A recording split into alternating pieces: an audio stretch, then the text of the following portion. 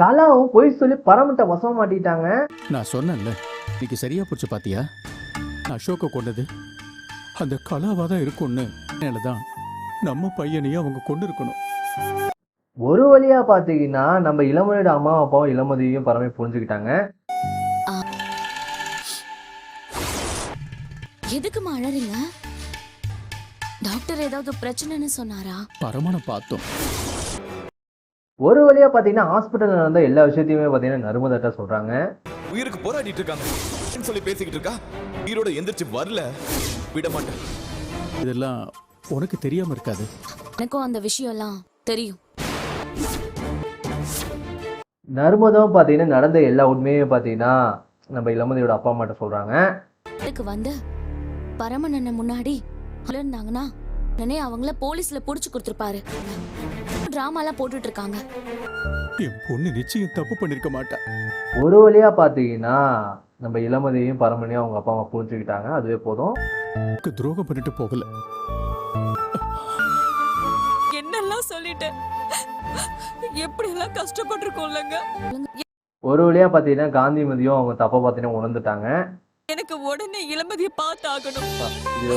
Phone பண்ணி கொஞ்சம் உடனே வர சொல்றியா?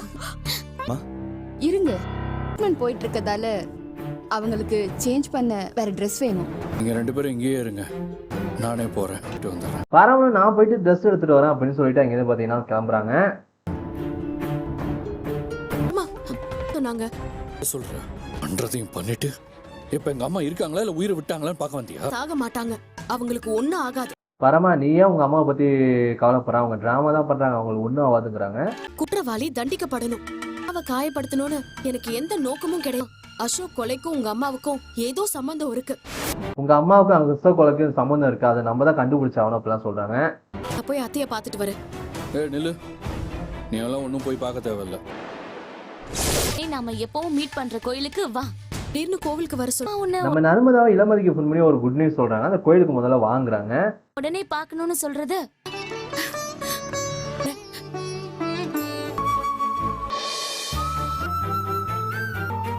இளமதி செம ஹாப்பியா இருக்கு. மதியம் அவங்க அம்மா பாத்தீங்கன்னா பாக்கன்னு சொல்றதுனால உட்காந்து பேசலாவா? வாமா. இப்பதான் நர்மதா எல்லா விஷயத்தையும் சொன்னா. இளமதியோட அம்மாவும் நான் உன்னை இப்பதான் புரிஞ்சுக்கிட்டேன், என்ன மன்னிச்சிடுமா அப்படின்னு சொல்லி மன்னிப்பை கேட்டுறாங்க. பேசி நீயும் கஷ்டப்படுத்தி நிச்சயமா உண்மை தெரிஞ்சிருச்சுல்ல, ஏத்துக்கிட்டதே போதும்மா. உங்களுக்கு உண்மை தெரிஞ்ச அந்த ஒரு விஷயமே எனக்கு போதும், நீங்க மன்னிப்புலாம் கேட்க வேணாமா அப்படின்னு சொல்றாங்க. சொன்னதெல்லாம் உண்மையா? நம்ம அசோக்க கொலை பண்ணவளா? இருக்கிற அந்த வீடியோவை அவங்களுக்கு காட்டு. அவனை கொலை பண்ணது தப்பு பண்ணிட்டேன். ஒரு வழியா பாத்தீங்கன்னா அந்த எம்எல்ஏ பையன் சொன்னதை பாத்துறாங்க. பார்த்துட்டு அவங்களே அதிர்ச்சியா இருக்கு. உயிர் போற அளவுக்கு காயப்படுத்திட்டேன். உடனே போலீஸ் ஸ்டேஷனுக்கு போய் இந்த ஆதாரத்தை காமிச்சு அந்த கலாவை தூக்கி ஸ்டேஷன் நம்ம கிட்ட இருக்குங்கிறது அந்த கலாவுக்கு நல்லா தெரியும்.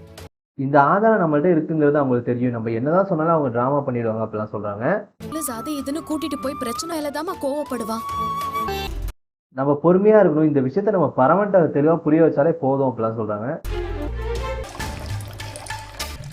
எங்கேயோ தண்ணி ஒழுகிற சத்தம் கேக்குது.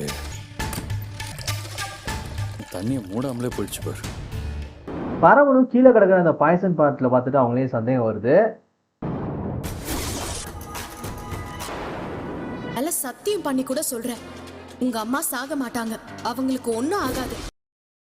நம்ம இளமதி சொன்னதை நினைச்சு பார்த்துட்டு இது உண்மையிலே விஷம் தானா இல்ல விஷம் இல்லாம இருக்குமான்னு யோசிக்கிறாங்க. இளமதி சொன்னது உண்மையா இருக்குமோ? இருக்கிறது விஷம் தானான்னு செக் பண்ணி பார்த்துடலாம். என்ன மருந்துன்னு பார்த்து சொல்ல முடியும்? இருக்கிறது விஷம் தானான்னு கொஞ்சம் பார்த்து சொல்றீங்களா? நான் லேப்ல செக் பண்ணிட்டு சொல்றேன். லேபுக்கு எடுத்துட்டு போறாங்க. அவங்க பாத்தீங்கன்னா கொஞ்சம் வெயிட் பண்ணுங்க, செக் பண்ணி சொல்றாங்கிறாங்க. செக் பண்ணி பார்த்துட்டேன், இது விஷம் இல்ல, நிஜமாவே இது வந்து விஷமே இல்லை, இது வந்து சத்தியதானிக்கு மாத்திரை அந்த மாதிரி பாத்தீங்கன்னா சொல்றாங்க. அதை கிட்ட பரமனுக்கு அதிர்ச்சியா டானிக் தான். இதுல இருக்கிறது தானே பாத்தீங்க? ஏங்க இந்த பாட்டில் தானே கொடுத்தீங்க, விஷம் கிடையாது சார். நம்ம பரமனுக்கு செம ஷாக்கிங்கா இருக்கு. அப்பனா இளமதி சொன்னதுதான் உண்மைதானா, அம்மா நடிச்சிருக்காங்களான்ட்டு. தானே அந்த இளமதி இதெல்லாம் பண்றா. நான் போய் சேர்ந்ததுக்கு அப்புறமா ரெண்டு வாழணும்னு ஆசை இல்ல.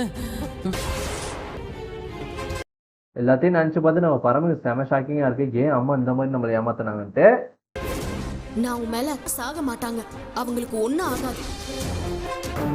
வாங்க சார். அம்மா சொல்லுங்கம்மா. அம்மா அம்மா உங்களுக்கு எதுவும் பிரச்சனை உங்களுக்கு எதுவும் பிரச்சனை இல்லையாங்கிறாங்க. டேய் எனக்கு என்னடா நான் நடிச்சேன்டா அப்படின்னு சொல்றாங்க. இல்லையேம்மா? பரமனை ஏமாத்த போட்ட டிராமாடா. அந்த பரம இல்லாத சமயமா பார்த்து ஒன்றதுக்கு உங்க 2 பேரையும் உள்ள கூப்பிட்டேன்.